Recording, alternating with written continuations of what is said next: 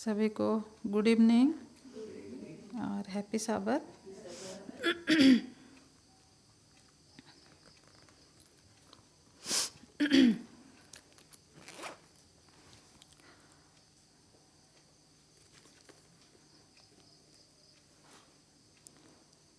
ईश्वर पिता को धन्यवाद हो कि हम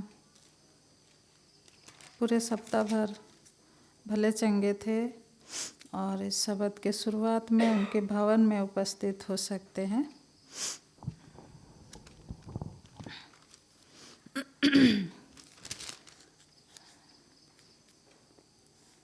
मैं सभा को शुरू करने से पहले बाइबल में से एक पद पढ़ूंगी जो मिलता है, आप लोग भी खोल सकते हैं। भजन संहिता 103 1 से लेकर 5 तक पढ़ेंगे। हे मेरे मन यहोवा को धन्य कर और जो कुछ मुझ में है वह उसके पवित्र नाम को धन्य कहे। हे मेरे मन यहोवा को धन्य कर और उसके किसी उपकार को न भूलना। वही तो तेरे सब अधर्म को क्षमा करता और तेरे सब रोगों को चंगा करता है।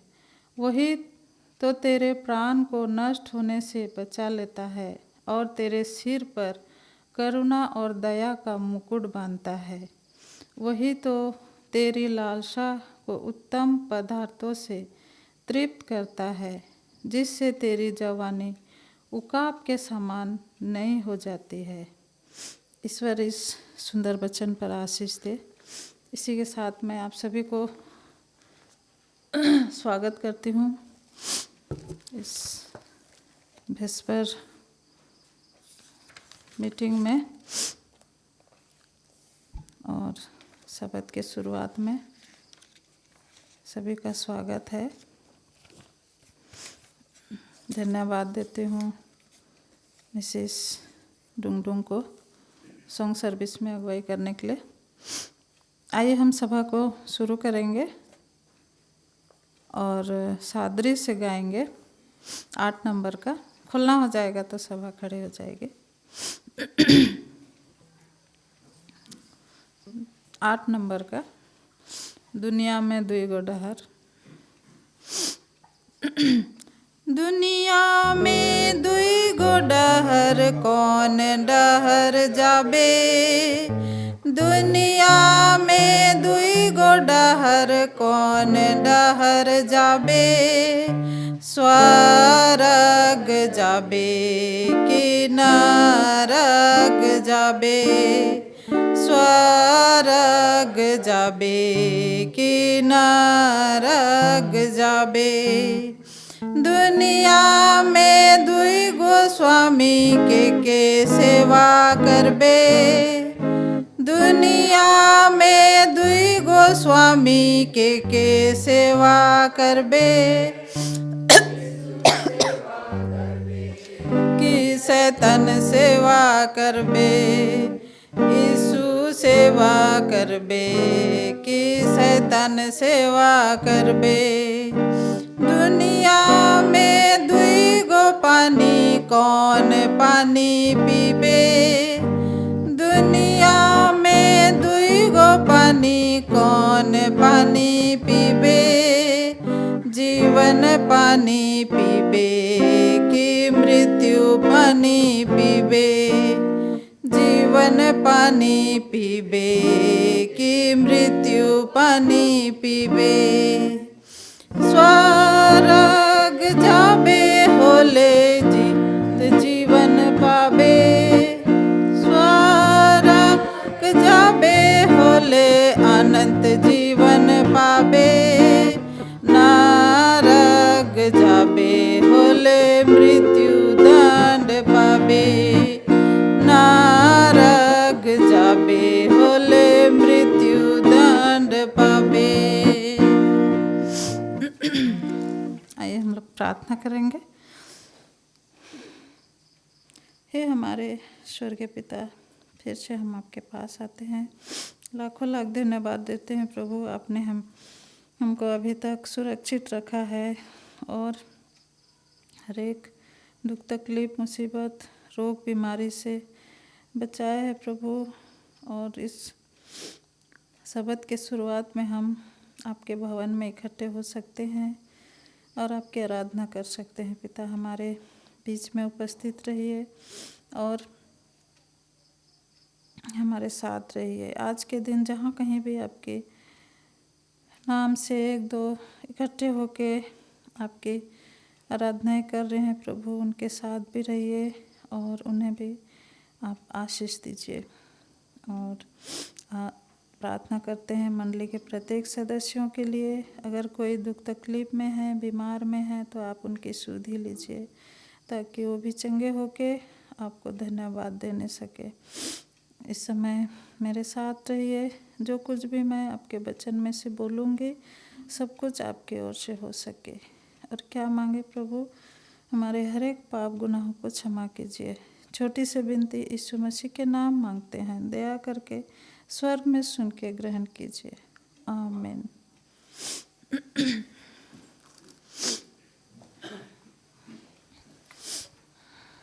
मैं फिर से ईश्वर पिता को धन्यवाद देती हूँ कि मुझे फिर से मौका मिला है उनके वचन को सुनाने का।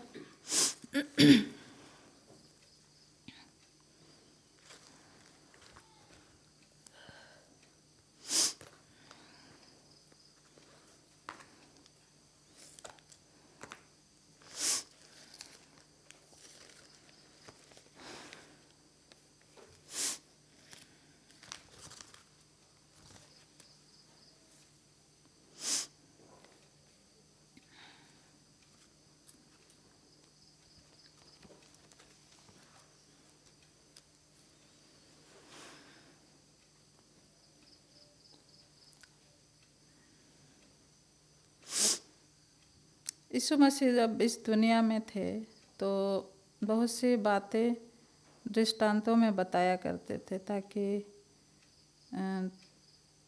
उन दिनों जो लोग थे उनको समझ में आ जाए। और ये बाइबल में है तो हमारे लिए भी है कि हम भी इसे पढ़ के समझ सके। तो ऐसे ही एक धनवान आदमी के बारे में है यहाँ लूका के किताब में, लूका 12 उसका 13 से।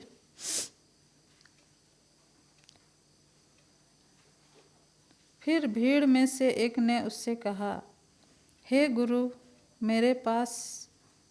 मेरे भाई से कह कि पिता की संपत्ति मेरे साथ बांट ले। यहाँ पर यीशु मसीह बोलते हैं, उसने उससे कहा, हे मनुष्य, किसने मुझे तुम्हारा न्यायी या बांटने वाला नियुक्त किया है या बनाया है? और उसने उनसे कहा, चौकस रहो और हर प्रकार के लोभ से अपने आप को बचाए रखो, क्योंकि किसी का जीवन उसकी संपत्ति की बहुतायत से नहीं होता है। यहाँ पर दृष्टांत बताते हैं। उसने उनसे कहा, एक दृष्टांत किसी धनवान की भूमि में बड़ी उपज हुई। तब वह अपने मन में विचार करने लगा, मैं क्या करूं, क्योंकि मेरे यहाँ जगह नहीं जहाँ अपनी उपज इत्यादि रखूं। और उसने कहा, मैं यह करूँगा, मैं अपनी बकरियाँ यानी उनका जो घर था तोड़कर उसे बड़ी बनाऊंगा और वहाँ अपना सब अन्न और संपत्ति रखूँगा। तो वो आदमी सोचता है, मेरा इतना धान है, धान चावल पूरा हुआ होगा उसका, तो वो सोचता है मैं अपना घर और जो कमरा उसको तोड़ के बड़ा बनाऊंगा और वहाँ मैं अपनी संपत्ति को रखूंगा और अपने प्राण से कहूँगा कि प्राण मेरे पास बहुत वर्षों के लिए बहुत संपत्ति रखी है, चैन कर, खा पी, सुख से रह। यहाँ वो आदमी बोलता है अब मैं बहुत कमा लिया हूँ, अब मेरे पास बहुत संपत्ति हो गया है, तो सोचा होगा अब मुझे कमाने का ज़रूरत नहीं है, तो अब मैं अच्छा से खाऊंगा पीऊंगा और चैन से रहूँगा। तो यहाँ और आगे हम देखते हैं तो परंतु परमेश्वर ने उनसे कहा, हे मूर्ख, इसी रात तेरा प्राण तुझसे ले लिया जाएगा। तब जो कुछ तूने इकट्ठा किया है वह किसका होगा? ऐसा ही वह मनुष्य भी है जो अपने लिए धन बटोरता है, परंतु परमेश्वर की दृष्टि में धनी नहीं है। हमें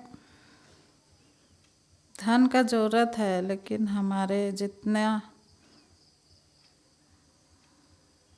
ज़रूरत है हमारे रोज़ दिन का उतने ही काफ़ी होने से अच्छा है। ज़्यादा हो जाने से हम ईश्वर को भी भूल जाते हैं और ज़्यादा हो जाने से हम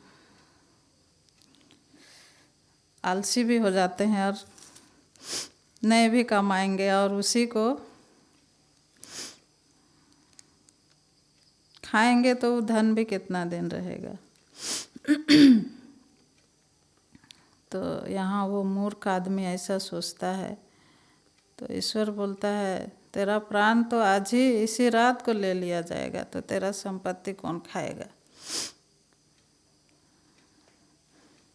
तो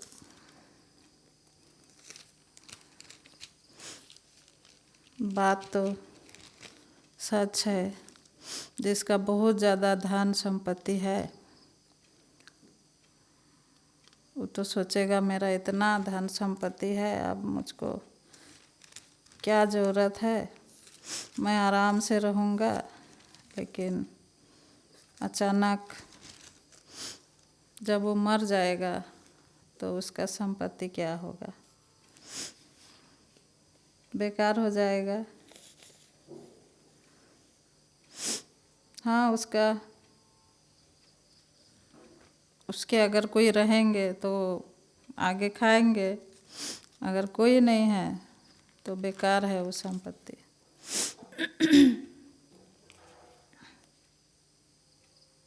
मैं और एक वचन पढ़ूंगी जो इब्रानी की किताब में मिलता है।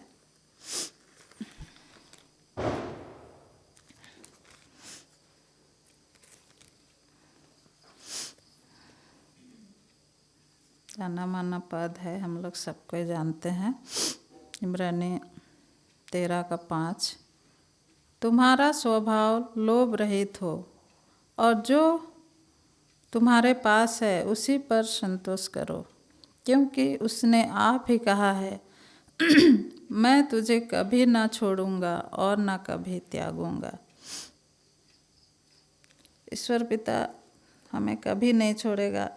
हम बाइबल में पढ़ते हैं तो भी इस वचन को याद नहीं रखते हैं और हमेशा हम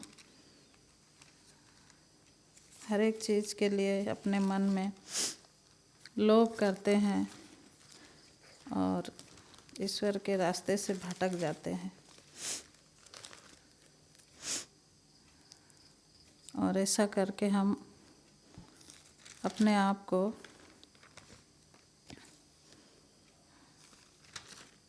दुनिया के भीड़ में ले जाके खो देते हैं और ईश्वर को भूल जाते हैं कि ईश्वर पिता हमारे साथ हमेशा रहते हैं और हमारी हर एक जो हमको ज़रूरत है उनको पूरी करते हैं।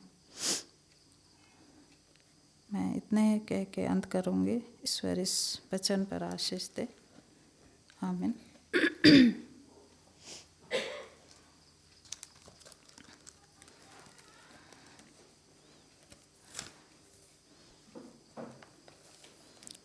हम हिंदी से 162 नंबर का गाना गाएंगे। खुलना हो जाएगा तो सभा खड़ी हो जाएगी। 162 नंबर का, यीशु नाम की दे दुहाई। यीशु नाम की दे दुहाई, तू जो दुख से है लाचार, उसे शांति और सहाय